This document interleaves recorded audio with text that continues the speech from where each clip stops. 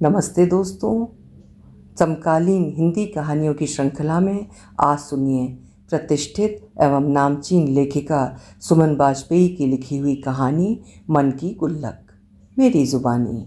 मैं हूँ सीमा सिंह। मौसम सुहाना था, लेकिन न जाने क्यों उसे घुटन महसूस हो रही थी। मन के बंद दरवाज़ों को न खोल पाने की घुटन थी शायद, या यादें पहाड़ की तरह सामने आ हवा को भीतर आने से रोक देती थीं। शॉल लपेटा हुआ था, फिर भी उसने पंखा चला दिया। कुर्सी पर बैठकर कुछ पल सुकून के गुजारने के लिए आंखें बंद करने ही लगी थी कि पंखे की हवा से कैलेंडर के पन्ने फड़फड़ाए। फड़फड़ाए भी कुछ जोर से ही थे, या उसे ही उनका हिलना झंझोड़ गया था। उसे महसूस हुआ मानो उसे कुछ याद दिलाना चाहते हों, वही बात जिसे वो याद नहीं करना चाहती। न ये तारीख, न ये दिन, और न ही गुजरे लम्हों को। पर समय को वो नहीं रोक सकती, इसलिए कैलेंडर के पन्ने तो बदलने ही पड़ते हैं हर महीने। हर साल नया कैलेंडर इसी दीवार पर टांगना भी पड़ता है, किसी परंपरा की तरह। लेकिन बीती बातों का बवंडर सा उठ जाता है हर बार जब भी ये तारीख आती है, और वो उस बवंडर के सामने शिथिल सी गोल गोल घूमने लगती है, अपना संतुलन ही खो बैठती है बिल्कुल। लेकिन कैलेंडर पर वो बड़े बड़े आकार में उभरे अंक, नज़र बार बार उस पर ही जा रही थी। आधे हिस्से में रंग बिरंग चित्रों वाला वो आयताकार कैलेंडर ना भी याद दिलाए तो भी टीवी, अखबार के पन्ने और काम वाली का घर का काम खत्म कर अपनी साड़ी से हाथ पोंछते हुए मुंह बनाते हुए कहना कि आज 2 तारीख है मैडम, पैसे अभी देंगी या शाम को। इस तारीख को याद दिला ही देता है। कितनी बार कहा कि एक को ही पैसे ले लिया कर, लेकिन जब भी वो उसे 1 तारीख को पैसे थमाती तो कहती है कल लूँगी, महीने के पहले दिन लेती हूँ पैसे तो जल्दी ख़त्म हो जाते हैं। टोटका समझ लीजिए। अपने मर्द को भी कह रखा है कि मैडम पैसे लेट देती हैं, इस बहाने उससे भी कुछ दिन पैसे बचा कर रख पाती हूँ। करना पड़ता है मैडम हमें ये सब। वो ऐसे समझाने लगती मानो कोई राज की बात बता रही हो। 2 तारीख हर महीने आती है, साल दर साल गुजर जाए, पर यह तारीख तो हर महीने अपना वजूद जताती हुई आती भी है और गुजरती भी है।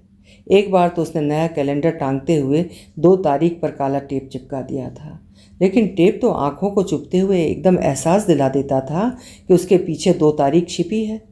हर महीने जब भी पन्ना पलटती है, दुआ करती है कि काश ऐसा कोई चमत्कार हो जाए कि अगस्त के बाद सीधे अक्टूबर आ जाए, 2 सितंबर ना आए।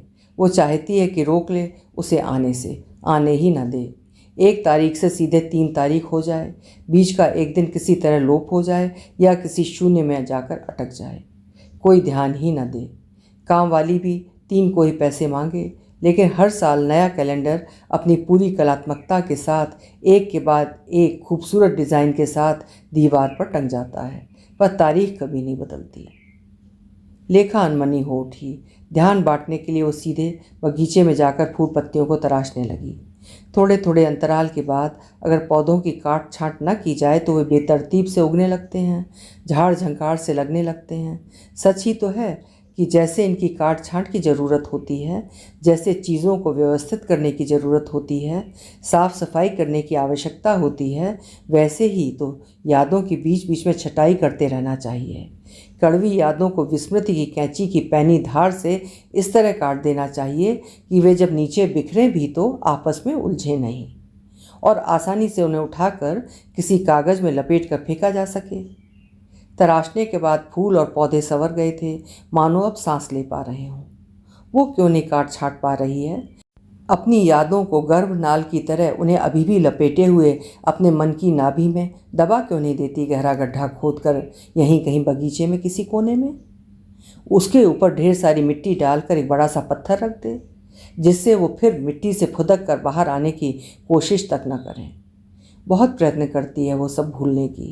कभी कभी अपने मन को इस भ्रम में रहने भी देती है कि उसे कुछ याद नहीं है, लेकिन हर महीने की 2 तारीख को देखते और जनवरी से कैलेंडर के पन्ने फाड़ते फाड़ते जब सितंबर आता है तो अपने आप को किसी ऐसी अंधेरी गुफा में खड़ा पाती है जिससे बाहर निकलने के सारे रास्ते यकायक बंद हो गए हैं। पौधों में पानी डालना छोड़ वो अंदर कमरे में आ गई। थकान मन की मुंडेर को पार करते हुए पूरे शरीर पर हावी होने लगी थी। मन तो फिर भी कुछ समय के लिए बोझिलता को संभालने की क्षमता रखता है, पर शरीर बहुत जल्दी थक जाता है।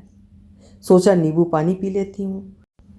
काम वाली को कहने ही वाली थी कि नींबू पानी बना दे कि तभी वो अपनी साड़ी के पल्लू से हाथ पोंछती हुई रसोई से निकली और घोषणा सी करती हुई बोली, मैडम कल नहीं आऊँगी, और बिना जवाब सुने ही फुर्ती से दरवाजे के बाहर हो गई।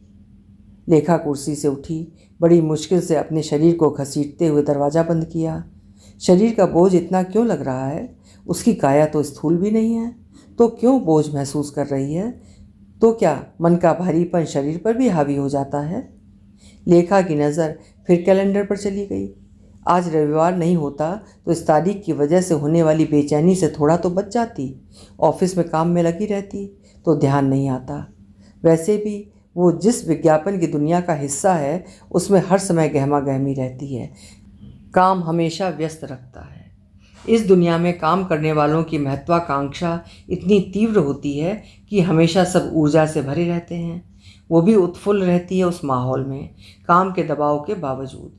घर आते ही जो ठंडा सन्नाटा उसे लीलने को आतुर रहता है, उससे बचने के लिए वो छुट्टी भी कम लेती है और घर भी देर से आती है। पर रविवार को तो घर पर रहना ही पड़ता है। शाम को निकल जाएगी बेवजह ही सही, कहीं किसी मॉल में घूम लेगी। जानती है शाम को सड़कों पर कारों की लंबी कतारें लगी होती हैं और लाल बत्ती पर देर तक खड़े रहना पड़ता है, लेकिन उसे आते जाते वाहनों और लोगों को देखना पसंद है। भूल जो जाती है वो शोर में खुद को। भीड़ किसे अच्छी लगती है, पर लेखा को पसंद है भीड़ का हिस्सा बनना। वो स्वयं को गुम होने देती है अपरिचित चेहरों के बीच। कोलाहल में वो भूल जाती है गुजरे हुए वर्षों को, उस तारीख को भी जो उसे छलकर आज भी कैलेंडर पर किसी अभिमानी की तरह, किसी जिद्दी की तरह उभरी उसे टीस देती रहती है। 35 की उम्र भाई बहन को पढ़ाने और उनकी शादी करने में निकल गई।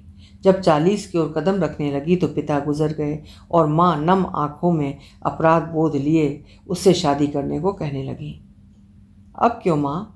जब उम्र थी तब तो आपने जिम्मेदारियों के नाम पर मुझे अपने बारे में सोचने तक से रोका। कहा मैं अगर अपना घर बसा लूँगी तो इसका मतलब है मैं स्वार्थी हूँ। थोड़ा रुक जाऊँ तो मैं रुक गई। तब से आगे कहाँ बढ़ पाई हूँ। कदम जो शिथिल हो गए हैं, शरीर जो बोझ उठाते उठाते थक गया है। मुझसे सवाल कर और दोषी मत बना, मैं ही स्वार्थी हो गई थी। पर अब ढूंढ ले कोई अपने लिए साथी और अपना घर बसा ले। क्या कहती लेखा? माँ की वेदना को महसूस कर सकती थी। नहीं चाहती थी कि माँ जिंदगी भर ग्लानि के रेगिस्तान में स्वयं को जलाती रहें। पर क्या किसी को यूं ही साथी बना लेना इस उम्र में आसान था? कहाँ ढूंढे जाकर वो?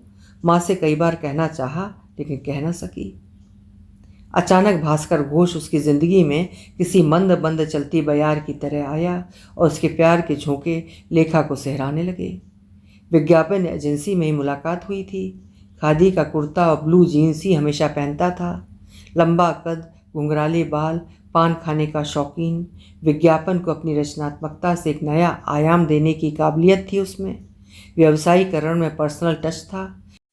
निजी व सरकारी कंपनियां, आभूषण विक्रेता, अलग अलग चीज़ें बेचने वाले दुकानदारों के कैलेंडर पर ग्राफिक डिज़ाइनिंग से लेकर तारीखों को अलग अलग ढंग से प्रस्तुत करना, क्लाइंट की मांग के अनुसार उस पर स्लोगन, सूक्तियाँ या कविताएं लिखना, ये सब वो बहुत मनोयोग से करता था। लोग कहते, क्या भास्कर दा, आपके जैसे जीनियस को कैलेंडर डिज़ाइनिंग का काम नहीं लेना चाहिए, ये तो आपका कोई भी जूनियर कर सकता है। तो वो हंसते हुए अपने घुंघराले बालों में उंगली लपेट कर कहता, जानते नहीं कि ज़िंदगी में कैलेंडर कितना महत्वपूर्ण होता है। इन तारीखों के साथ हम कितने एहसासों और यादों को जीते हैं। हर महीने 1 से 30 या 31 की तारीख ही आती है, पर हर महीने यही तारीखें कुछ नया और अलग हमें देती हैं। हर दिन कुछ घटता है, कुछ बनता है, कुछ बिगड़ता है। ये तारीखें कभी कुछ छीनती हैं तो कभी हमारे उसी दिन को यादगार बना देती हैं। हमारे दुख सुख जुड़े होते हैं कैलेंडर के साथ। समझ लो यादें जुड़ी होती हैं हमारी कैलेंडर के साथ। तो हुआ ना ये बहुत खास। और अगर खास काम भास्कर नहीं करेगा तो कौन करेगा? हो गया लेखा को उससे जुड़ाव। उसका केयर फ्री एटीट्यूड और काम के प्रति लगन, दोनों ही लेखा को अच्छे लगने लगे। भास्कर ने जल्दी ही जान लिया था उसके मन को। मैं 45 साल का हो गया हूँ, मनमौजी ज़िंदगी जीता हूँ, अच्छा दोस्त बनने का वादा कर सकता हूँ, पर जीवन साथी मुश्किल नहीं होगा क्या? इतनी ज़िंदगी अकेले गुजारने के बाद आदतें बदलना असहज नहीं लगेगा क्या? मन मानेगा क्या? मैं नहीं चाहता कि मुझसे शादी करके कुछ महीनों बाद तुम्हें लगे कि साथ रहना मुश्किल है और तुम मुझे कैलेंडर के पन्ने की तरह फाड़ कर बाहर फेंक दो। बेचारे कैलेंडर की जगह छिन जाएगी और दीवार पर बस उसका एक निशान छूट जाएगा। गंभीर बात को भी सहजता से कह जाना भास्कर की खास विशेषता थी। तुम तो ऐसे कैलेंडर हो जो पूरे साल मेरे पास रहोगे, बरस दर बरस, चाहे कितने नए साल आ जाएं, कितने नए कैलेंडर दीवार पर टंग जाएं, पर तुम जो मेरे दिल के दरवाजे की खूंटी पर टंग गए हो ना, तो वहाँ से तुम्हें कोई नहीं हटा सकता। लेखा ने उसी की शैली में उत्तर दिया था। तुम्हारे साथ बीता हर पल मैं अपने मन की गुल्लक में सहेज कर रखूंगी। वादा करती हूँ वो गुल्लक कभी नहीं तोड़ूंगी। सच में तोड़ी नहीं गई उससे वो गुल्लक। 4 महीने की शादी, भास्कर के प्यार में सराबोर हर पल, आज से ठीक 4.5 साल और 2 दिन पहले 2 सितंबर को भास्कर तारीख बन गया। विज्ञापन तैयार करते हुए उसका हंसी मजाक चल रहा था। सीने में दर्द हुआ। उसने कुर्सी सिर पर टिका दी और आंखें मूंद गईं। भयानक मौत के सामने भी होठों पर मुस्कान थी उसके, मानो उसे चुनौती दे रहा हो भास्कर। भूल तो क्षण भर को भी नहीं पाती लेखा उसे, लेकिन जब भी 2 सितंबर आता है वो विचलित हो जाती है। भास्कर की यादों को काट छाट कर नहीं फेंक सकती, चाहती भी नहीं कि उसके मन की नाभि के गर्भनाल की तरह लिपटी उसकी यादें ढीली हों। वादा जो किया था भास्कर से कि वो कभी नहीं तोड़ेगी वो गुल्लक जिसमें उसकी यादें सहज कर रखी हुई हैं। मॉल में घूमते हुए थक गई थी। लौटने लगी तो एक ज्वेलरी की दुकान पर लटकते कैलेंडर पर नजर गई। भास्कर ही डिज़ाइन करता था इनका कैलेंडर। उसके जाने के बाद एजेंसी बस हर बार आभूषण की पिक्चर बदल देती है, लेकिन नीचे उसकी लिखी कविता एक टैग लाइन की तरह वहीं रहती है। इश्क की बालियां, प्यार के कंगन, चाहत की पायल, प्रेम के नवरतन, पहन कर मैं ऐसे इतराऊं जैसे हो वो तेरी छुअन। आज 2 तारीख है, भूल गई क्या? दुकान के पास खड़ा एक लड़का साथ खड़ी लड़की से कह रहा था। लेखा को याद आया, भास्कर अक्सर ठहाका लगाते हुए कहता था, 2 सितंबर मेरे जीवन का सबसे शुभ दिन है। नहीं डरेगी वो भी इस तारीख से। मन की गुल्लक में शुभ दिन की तरह सहेज कर रखेगी तो भास्कर को भी खुशी होगी। अभी आप सुन रहे थे सुमन बाजपेयी जी की लिखी हुई एक छोटी सी सकारात्मक कहानी, मन की गुल्लक। उम्मीद है आपको भी पसंद आई होगी। कल फिर मिलेंगे। आपका समय शुभ हो।